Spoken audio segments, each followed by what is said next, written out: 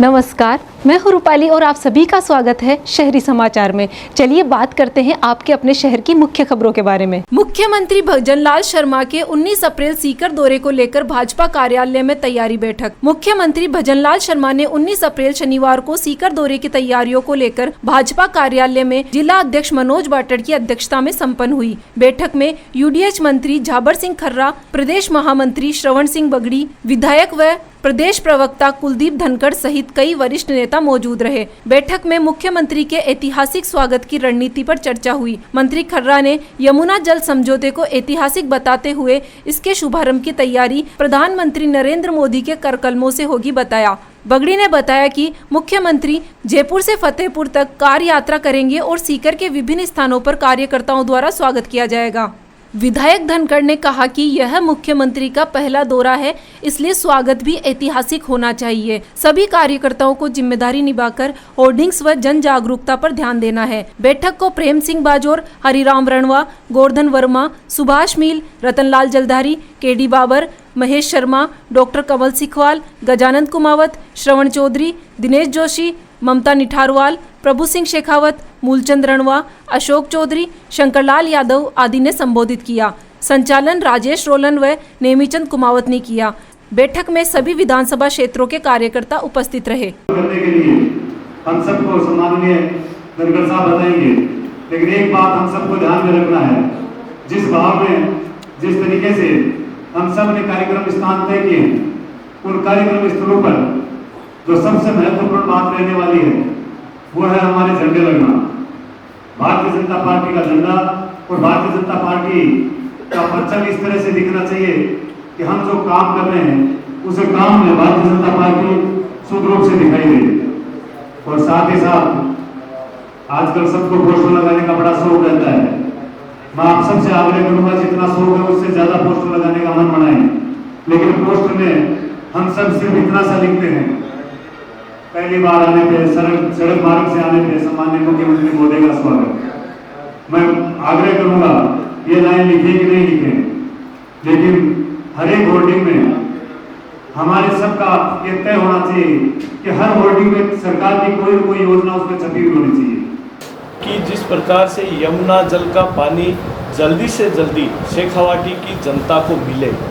जब इस विषय पे चर्चा हुई तो माननीय मुख्यमंत्री जी ने कहा कि मैं स्वयं जाके इसको देखूंगा कि इसमें क्या कमी है और किस तरीके से जल्दी शेखावाटी की जनता को पानी पिलाया जा सके।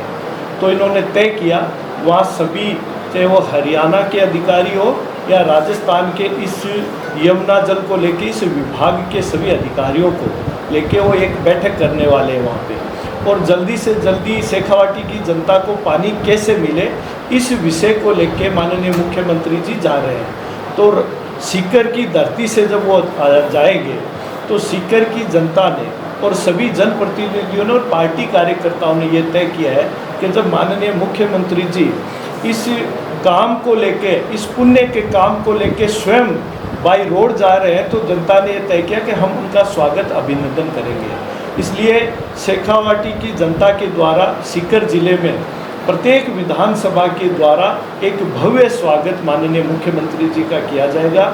इसी स्वागत को लेके, प्रारंभिक तैयारियों को लेके आज सीकर के सभी जनप्रतिनिधि और प्रमुख कार्यकर्ता संगठन के कार्यकर्ताओं के साथ बैठ के इसकी रूपरेखा तैयार की गई है। किस प्रकार से स्वागत किया जाएगा, किस पॉइंट पे स्वागत होगा और स्वागत का किस तरीके का माध्यम होगा, इन सब को लेके आज सीकर जिला इस कार्यालय के अंदर ये बैठक रखी गई। आम सभा भी रखी गई है कोई? जी देखिए, ये जो स्वागत के प्रोग्राम है ये बड़े विशाल तरीके से, एक भव्य तरीके से स्वागत होने वाले हैं, जिसके अंदर इस स्वागत को आप चाहे स्वागत कहें चाहे सभा कहें, उस विधानसभा की एक अधिकतम संख्या के साथ में एक भव्य स्वागत और साथ में माननीय मुख्यमंत्री जी का उद्बोधन भी उसके अंदर रहेगा, क्योंकि मंच, एक सुंदर मंच के द्वारा और सभी कार्यकर्ताओं के द्वारा अलग अलग माध्यमों से स्वागत किया जाएगा। शेखावाटी की जनता को बहुत वर्षों से इस बात की आशा भी थी कि हमारे राजस्थान के ऐसे मुख्यमंत्री बनेंगे जो पीने का पानी लेकर आएंगे, और बहुत पुरानी मांग थी जिसको किसी ने पूरा करने का यदि काम किया है। उनका नाम भजनलाल शर्मा जी है।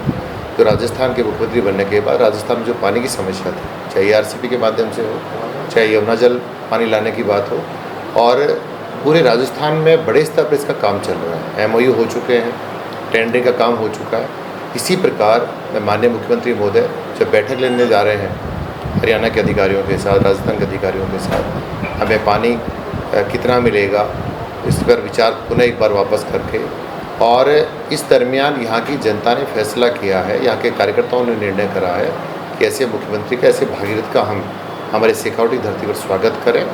तो इस दरमियान स्वागत कार्यक्रम भी कार्यकर्ताओं ने अपने स्तर पर रखा है, माननीय विधायकों ने, माननीय हमारे पार्टी संगठन के कार्यकर्ताओं ने, और जगह जगह स्वागत होगा और जगह जगह सभाएँ होंगी। ये आपको देखने को अवसर मिलेगा।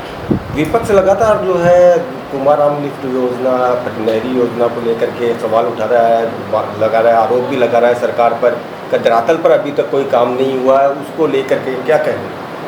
विपक्ष तो केवल मीडिया में है, विपक्ष राजस्थान में है ही नहीं। विधानसभा की कार्रवाई 1.5 माह तक चली, इन्होंने एक भी ऐसी कोई मांग राजस्थान की सरकार के सामने रखा नहीं, और ना इन्होंने प्रयास किया।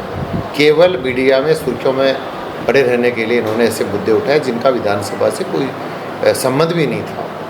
केवल हल्ला बोलना। राजस्थान की जनता ने इनको चुनकर भेजा है, राजस्थान की जनता ने भी इनको मैंडेट देने का काम पहले भी किया था, अब की बार भी जो भी किया, लेकिन राज्य में नहीं तो कभी विपक्ष में, विपक्ष की भूमिका आज तक ये निभा नहीं पाए, ये आप लोगों ने देखा। और रही बात ये बार बार विपक्ष के लोग पानी की बात करते हैं, मैं तो एक पूछना चाहता हूँ, शेखावटी में तो कई दशकों तक ये इस नाम पे चुनाव लड़कर जीत कर चले गए कि हम यमुना का पानी लेकर आए, जो आज तक लेकर नहीं आए। उस पानी को भी हमारी सरकार, हमारी पार्टी और भजनलाल शर्मा भागीरथ के रूप में बनकर राजस्थान में उतरे और पानी को लेकर आए। कब तक तो जो है धरातल पे योजना उतर जाएगी? देखिए, मैंने कहा ना, हमारे दोनों काम साथ साथ चल रहे हैं। यमुना जल लाने की बात है, ERCP का पानी लाने की बात। ERCP लगभग टेंडरिंग का काम पूरा हो गया, 3rd फेज तक का काम कंप्लीट टेंडरिंग का हो चुका है। 4th फेज का जो काम बाकी बचेगा उसका बाद में होगा, जिसमें मेरे विधानसभा क्षेत्र भी इसमें आते हैं, श्यापुरा, विराटनगर, कोटपुतली, ये सारे कॉन्स्टिट्यूंसी आती हैं। लेकिन बहुत जल्दी इनका जो है क्रियान्विति होगी। इस बात के लिए हम आपको, पूरा जनता को बधाई देना चाहते हैं कि जो प्रदेश के मुख्यमंत्री जी ने किया है वो बधाई के पात्र है। सीकर में 76वें पुलिस स्थापना दिवस हर्षोल्लास के साथ मनाया गया। 65 पुलिस कर्मियों को किया गया सम्मानित। 46वें पुलिस स्थापना दिवस के उपलक्ष्य में जिला मुख्यालय स्थित पुलिस लाइन ग्राउंड में एक भव्य समारोह का आयोजन किया गया। कार्यक्रम में मुख्य अतिथि पुलिस अधीक्षक श्री भुवन भूषण यादव रहे, जिनकी गरिमामयी उपस्थिति में समारोह की शुरुआत आकर्षक मार्च पास्ट से की गई, जिसका नेतृत्व डिप्टी श्री अनुज डाल ने किया। उन्होंने पुलिस अधीक्षक को सलामी दी और अनुशासन व समर्पण का अद्भुत प्रदर्शन किया। इसके पश्चात हुए सम्मान समारोह में पुलिस अधीक्षक श्री यादव ने उत्कृष्ट सेवाएं देने वाले कुल 65 पुलिस कर्मियों को सम्मानित किया, जिनमें से 9 पुलिस कर्मियों को सर्वोत्तम सेवा चिन्ह, 23 को अति उत्तम सेवा चिन्ह और 33 पुलिस कर्मियों को उत्तम सेवा चिन्ह प्रदान किए गए।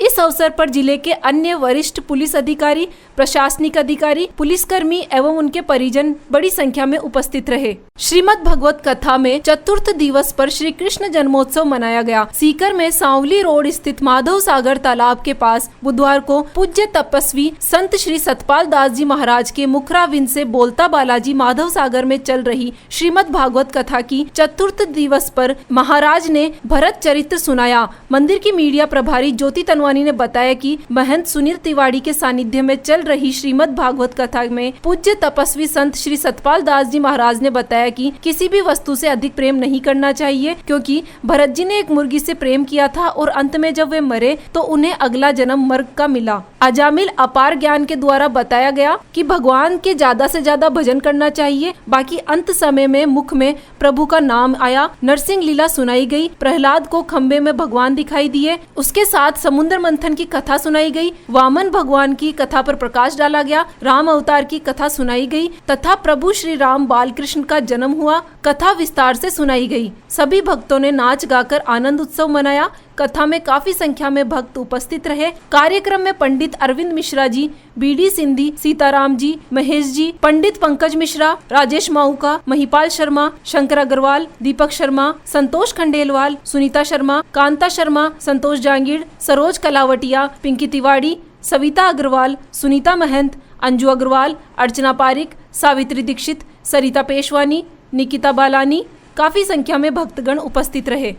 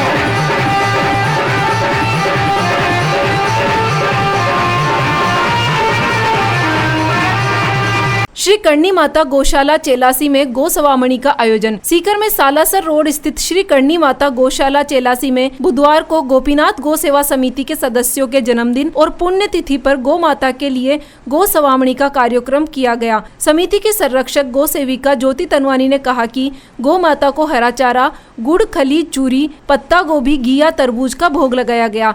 समिति के अध्यक्ष शैलेश जैन ने सभी गौ सेवकों को दुपट्टा पहनाया और जन्मदिन और पुण्यतिथि पर गोपीनाथ राजा की प्रतिमा भेंट कर सभी का आभार व्यक्त किया। इस उपलक्ष्य में समिति के कोषाध्यक्ष अमित जोगानी और गोविंद सिंघानिया का जन्मदिन और स्वर्गीय उषा देवी शर्मा की पुण्यतिथि पर गौ सेवा कार्य कर मनाई गई। इस सेवा कार्य में ज्योत्सना वर्मा, सुमित कुमावत, पूनम शर्मा, संध्या अवस्थी, सौरभ भरतिया, यश जांगीड़, पेमाराम गुजर, अमित जोगानी, गोविंद सिंघानिया, गौशाला के पदाधिकारी एवं गोपीनाथ गौ सेवा समिति के सदस्य उपस्थित रहे। आज के लिए बस इतना ही। अब आपसे मुलाकात होगी कल शाम। तब तक स्वस्थ रहिए, खुश रहिए। नमस्कार।